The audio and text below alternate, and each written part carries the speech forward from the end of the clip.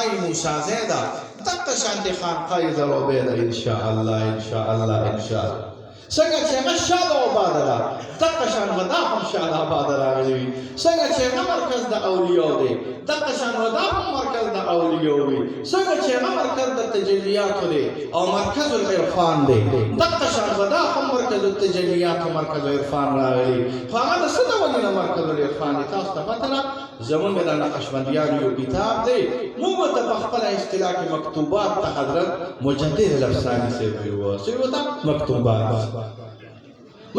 زموږ د اکابرینو منشور دی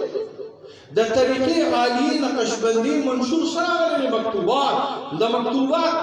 ټول مکتوبات ته یو خبرې نه تاویږي دا راسره سره یاد ساتئ او هغه خبره زه اکثر ملګرو دوستانو ته کوم چې موږ نه به د فص تپوس نه کېږي موږ نه به د نس تپوس کېږي د فص نه مراد فصوص الحکم د حضرت شیخ الاکبر حضرت ابن عربي صاحب او د نس نه مراد قرآن و سنت دی نو موږ نه به تپوس د فص نه کېږي موږ نه به تپوس د څه کېږي د نس به کېږي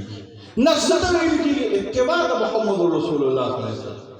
ما تاسو ته حضرت خواجه بهاءالدین صاحب یو ملفوظ ویلی خو ستاسو نه یادېږي ملفوظات د خواجه صاحب نقل کړي دي حضرت خواجه صاحب فرمایي وجد او جذب ډېرو خوشیانې کله کله په شیخانو وجد راشي موږ لیدلي دي زموږ په خانقاه کې راځي کله ناکله ځکه موږ په خپلې خانقاه کې ذکر وي جهر کوو د حضرت صاحب په حکم یې کوو ما سره لیکل باقاعده پراته راغلي چې په کوم تاریخ یې ماته اجازت راکړې زموږ خانقاه کې ذکر وي جهر موږ کوو اوس خو مې دا ډېر کنټرول کړل ګزاره هم پکې وکړه پخوا چې به شروع واښو لکه نه الله داسې درزاق به یاد دا دې ناست او کله ناکله به پاڅېدل او راپاڅېدل زما پرې خبر باندې کېږي خو نقشبندیان وایي وجد او جذب ډېر ښه شی راغلی دی خو د وجد او د جذب نه بهترین شی دا ذکر راغلی دی څه راغلی دی ذکر شل وجدونه وکړه شل جذبونه وکړه د شلو جذبونو د شلو وجدونو نه ډېر ښه شی دا راغلی دی چې ته ذکر وکړې بیا خواجه صاحب فرمایي چې د ذکر نوم اعلی ذکر ډېر ښه شی راغلی دی خو د ذکر نوم اعلی شي اتباع د محمد رسول الله صلی الله علیه وسلم بادشاہ صاحب اتباع د رسول الله صلی الله علیه وسلم د دې طریقې مرکز راغلی دی اتباع رسول الله صلی الله علیه وسلم د وجه او طبعا الله تعالی خیر او برکت کولاوي لار د باطل مر باندې الله تعالی کولو کی انوار د باطل مر باندې الله تعالی کولو کی سترګې د باطل مر الله تعالی کولو کی دا تاسو چې وایي کنه چې قطبان دی او غوثان دی او ابدال دی دا د پیرانو نو لیدل دي کنه سوي راغلي دي غوثان راغلي سوي راغلي دي ابدال راغلي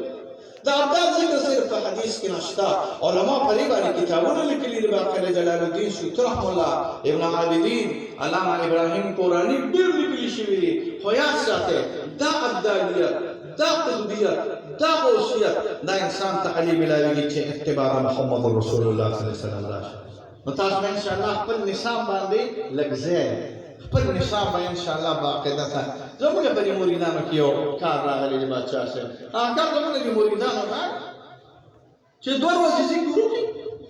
نو په درې ورځو په څلورمه ورځ راشي پس راشي وایي صاحب زه خو وانه البته به موږ ورته وایو نه ظالم بچیا ستا پیر باندې البتلې نو ته به سره د کوم طرف نه والوځې زموږ مقصد دا دی چې په نصاب باندې موږ عمل نه کوو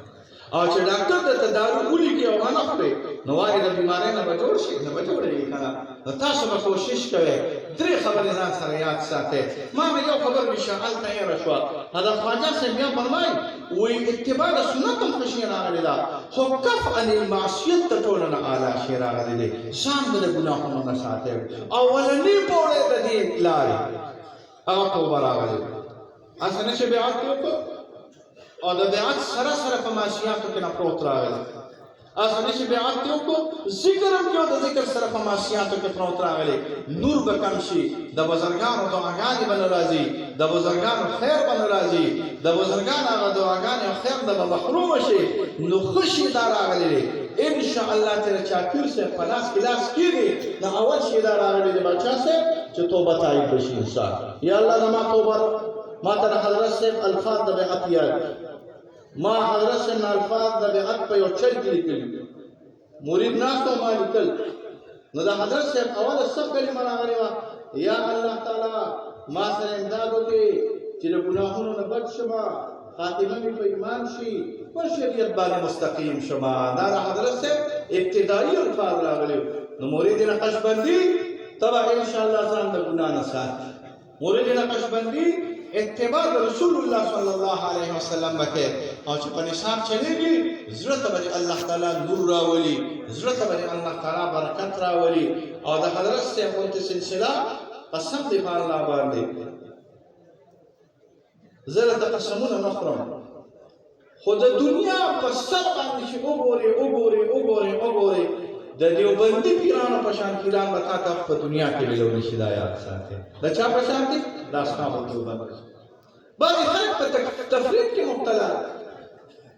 د تصوف نه انکار دي، بعضې افراط کې مبتلا دي. زموږ په دیارو کې د ټولو نه اعلی چې انسان جوړ او د انسان ربط پیدا کړي د الله سره، دا دیوبندي تصوف راغلی دی. ما سره قیدو لګاو سره دیوبندي. مونږ د نور انکار نه کوو.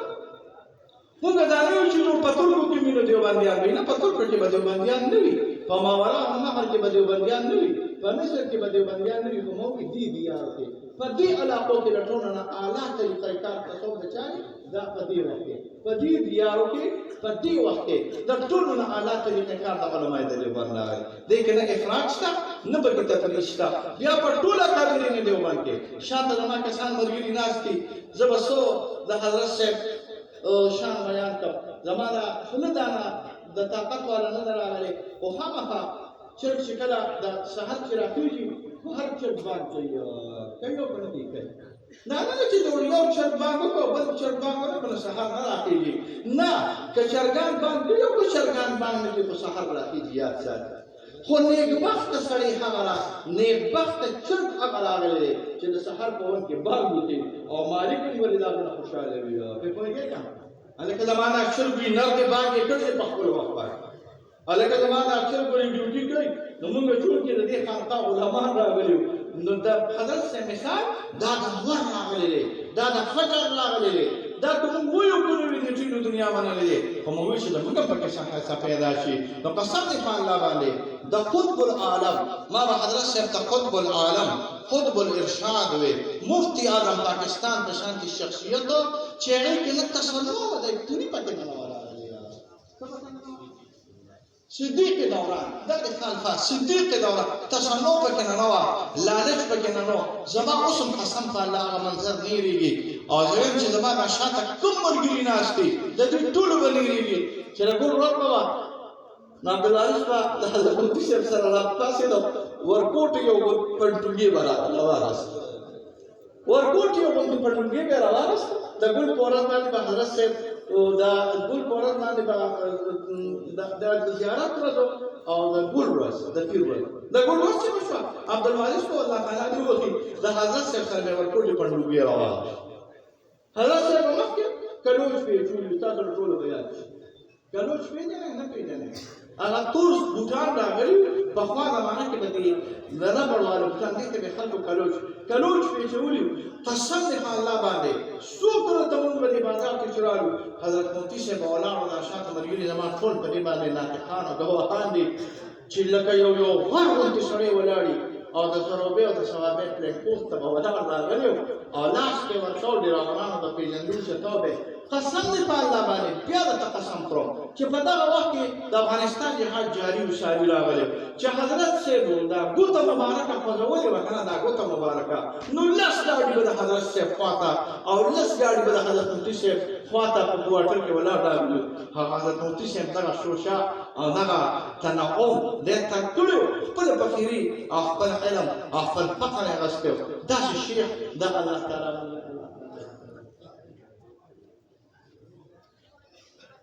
باچا صاحب چې د کلوچ متعلق په حضرت مفتي صاحب فرمایل ما سماع لرې نه راکړی چې دا اواز نه کوي. مقصد ته دې دا راغلی چې زموږ په حاضر وخت کې د مفتي صاحب انوارات برکات دا انشاءالله جاري ساري. زموږ عقیده ده انشاءالله چې زموږ عقیده کې نو ستاسو به عقیده وي. زموږ عقیده دا ده اول په پیژان کې اوټ مخکې چې خبره لا نه وره. زموږ عقیده دا ده چې انبیاو د انبیو فیوزات نه منقطع دي او زموږ عقیده دا ده تقریبا ډېرې حوالې دي پېښه ضرورت نشته چې د اولیاء ولایت او د اولیاء فیوزات هم د مرګ نه پس جاري او ساري وي نو ما په خبره باندې پېښه دعاګانې جاري او ساري